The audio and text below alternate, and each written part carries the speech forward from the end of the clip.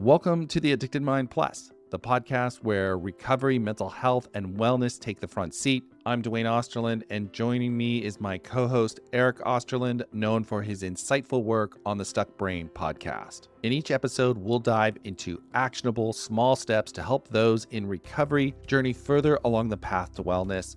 Our conversations are designed to be concise, typically around 15 minutes, though we may occasionally delve deeper when the topic demands it. Our goal, to provide you with practical advice grounded in real experiences and expert insights to empower your recovery journey. So whether you're on a break, on a walk, or just taking a moment for yourself, join us as we explore the many facets of recovery and mental health, one small step at a time. This is the Addicted Mind Plus, where your journey to wellness gets an extra boost. So let's get started.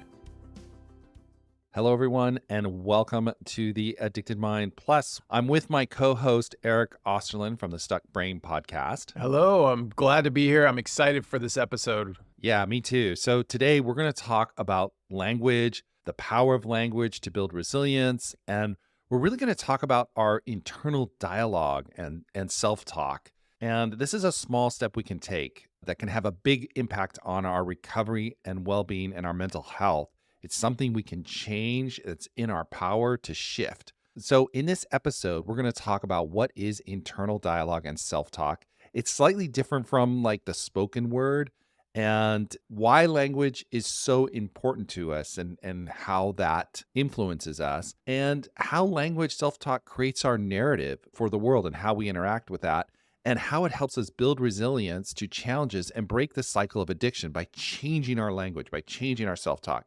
And we'll talk about a few things that get us stuck and some common myths about language and how it interacts with us. So I'm really excited. Yeah, I think we should dive in because this is a pretty big topic and we want to get it to them in 15 minutes. So let's start. Go for it. All right. So we're going to talk about our internal monologue, the conversation we have with ourselves. Our inner monologues are expressed in words, while thoughts can have like a form or image or emotion. This is the conversation we have with ourselves. Yeah. Where thoughts can be a little more abstract and varied in nature, this is when we're actually talking to ourselves. And I know, when I'm in stressful situations or something is overwhelming, or I feel maybe I'm angry at somebody because it's something they've done, and I'll have a conversation with myself about it. And I'll actually play the conversation out. Mm-hmm. And sometimes even like talking to myself, Duane, this is a time that you need to have some courage. This is a time that you need to just sit with your feelings. I'm having that internal dialogue with myself. And it's expressed in words, and the language we choose can have a huge impact on that. Huge impact. And so our inner monologues are like those verbal conversations with ourselves, and our thoughts are more abstract and varied in nature and don't necessarily have a monologue that goes with them. So it's important to make that distinction between those two parts. And I'm glad you did.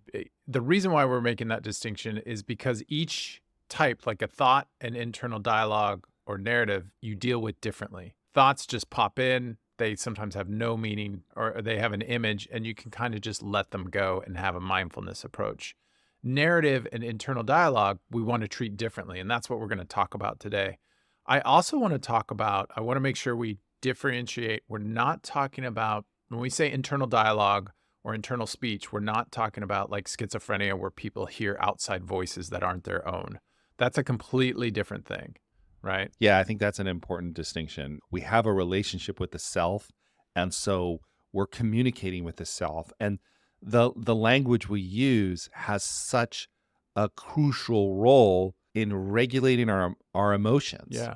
Right? Our inner speech. It's the voice in our head that interprets our experiences, guides our actions, and influences us on how we feel about ourselves and the world around us. So it's important to be aware of how that dialogue is taking place, because the way we have that dialogue is going to impact how we respond to it, how we feel about it, how we react to the emotional responses of it, the judgments we make.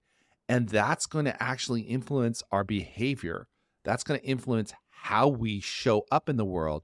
So if our internal dialogue pushes us in a direction that doesn't help us, we need to be able to shift that. And I've seen that in my own life, and I've seen that in all the people I work with, that internal dialogue can send us down a path that is just very destructive and not very strategic. And we want to move to being strategic in our choices so we create the life that we want. Yes, I agree absolutely. And I'm glad you're talking about this, because now we're talking about the why this is important. We talked about what it is, and now we're into the why. And all Right. these things that you've hit is strong. And the more the way we frame the world is how we see the world. Two people could have one similar experience, and each person can interpret it differently. And that's reality, right? Yeah. And then respond completely different to it as well. And one person can respond to it in a way that brings more mental wellness and life wellness to them.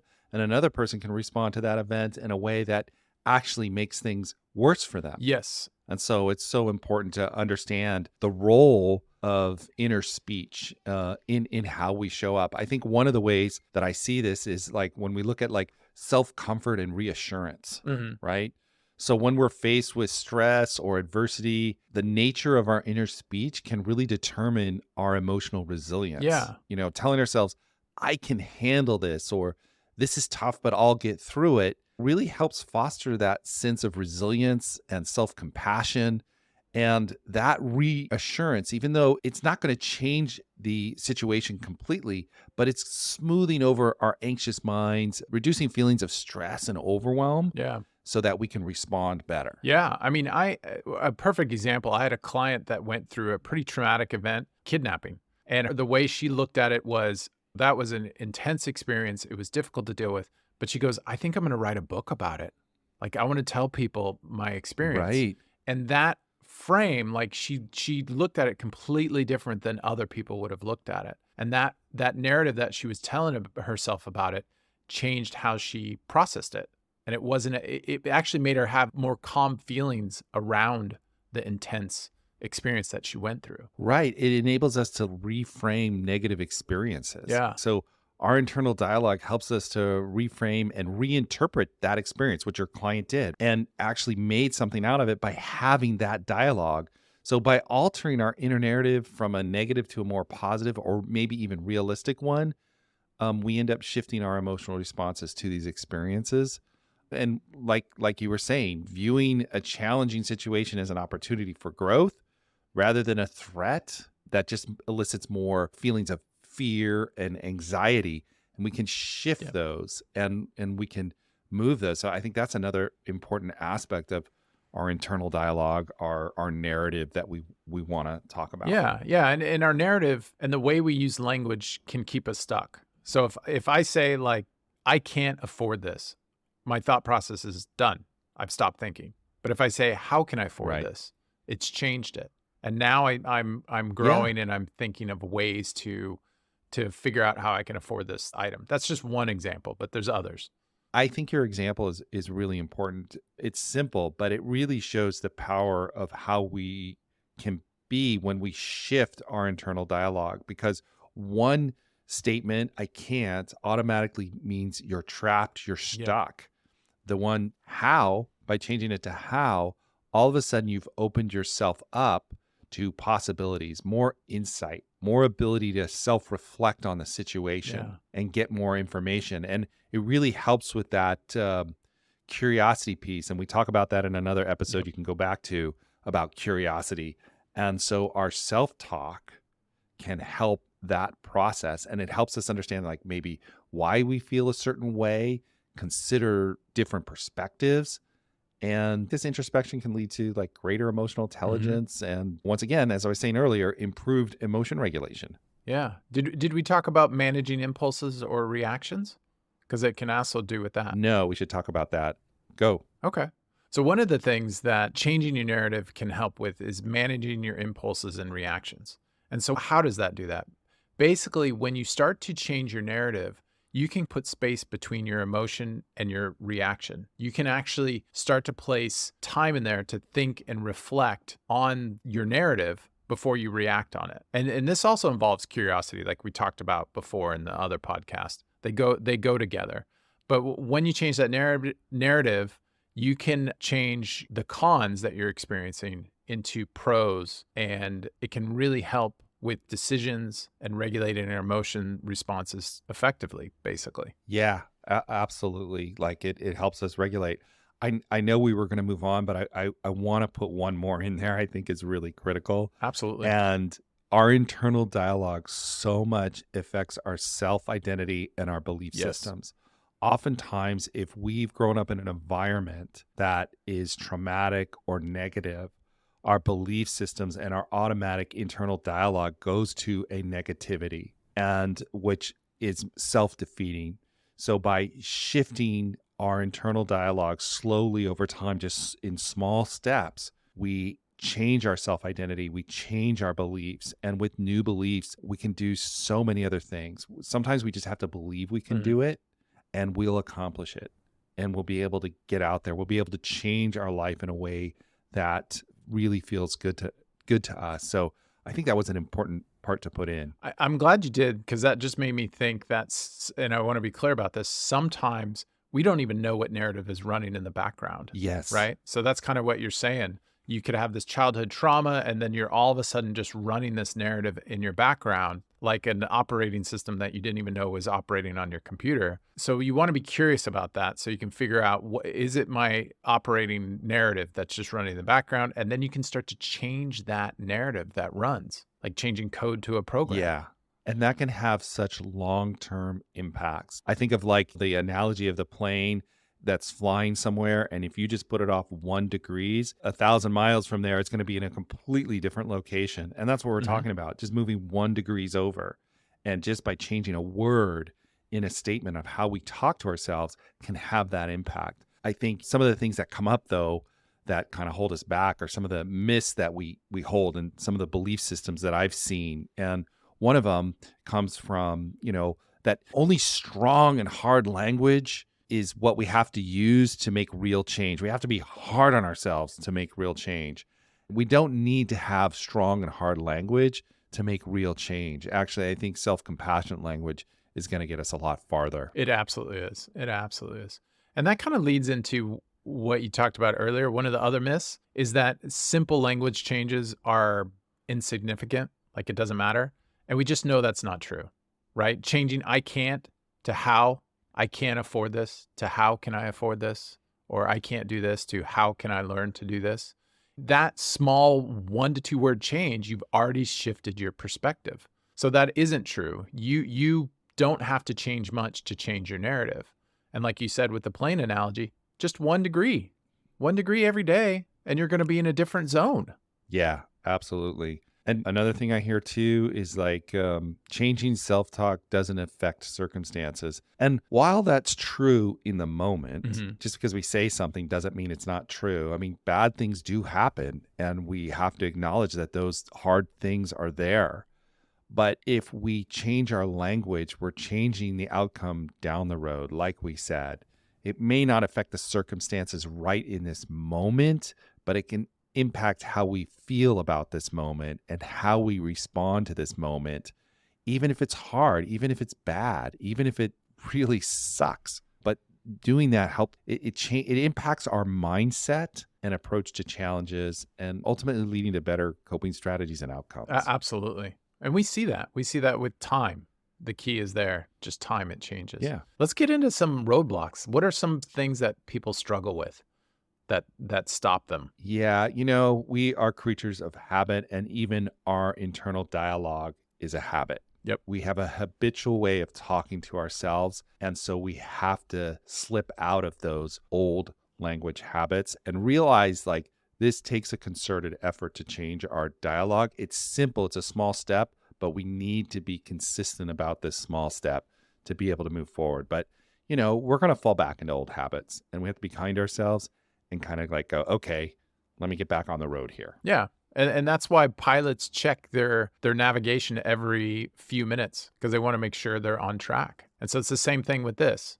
Just start checking your habits, and you'll fall off the path. Readjust. This is where I want to go, kind of thing. Totally. And I think just feeling overwhelmed by negative emotions. Some of our old language habits are the way we tried to cope, maybe not successfully, but we really tried to cope with them. And so our negative emotions kind of push us back into these old habits. So we have to be aware of that, regulate that, keep moving forward, keep taking that step forward, and just realizing like that's one of the challenges. Yeah. And the other challenge is lack of immediate results. I see this so often. People want the results right away. Yeah. I change it to how I should have this. And it doesn't work like that. It takes a little bit of time. So just know that if you're struggling in the beginning and you're not getting results right away, that's okay. That's where you're supposed to be. That's the beginning stages. So just kind of accept it and be like, yep, I'm playing the long game is the kind of attitude you want to have. I'm playing the long game and I will see results from this downstream. And right there is a shift in language, right? Right there is a change. And one of the other challenges I see is integrating this positive language into deeply rooted beliefs. Sometimes we're so convinced our beliefs are accurate. Yeah. And sometimes we don't even realize we have those beliefs until we explore them and we're more curious about them. But putting positive language into that belief system in the beginning, it can feel a little awkward. It can feel like this isn't genuine. It can feel kind of weird, but you can do it and you got to stick with that. Absolutely. Just keep going. All right. So it looks like we're coming up on our time here. Remember, every journey begins with a small step, and that is what we are providing you today with. One small, simple step for your recovery. And also, if you haven't listened to the episode about curiosity, go to theaddictedmind.com and listen to that conversation on curiosity and emotional stability. I think it'll be really helpful. I think it'll help you in your recovery journey. And lastly, if you want more information, you have a topic that you want to know more about, contact us. Once again, you can reach out to us at The Addicted Mind on Instagram or join our Facebook group. Just go to Facebook, type in The Addicted Mind Podcast, click join, and reach out to us, and we'll try and get those topics onto this.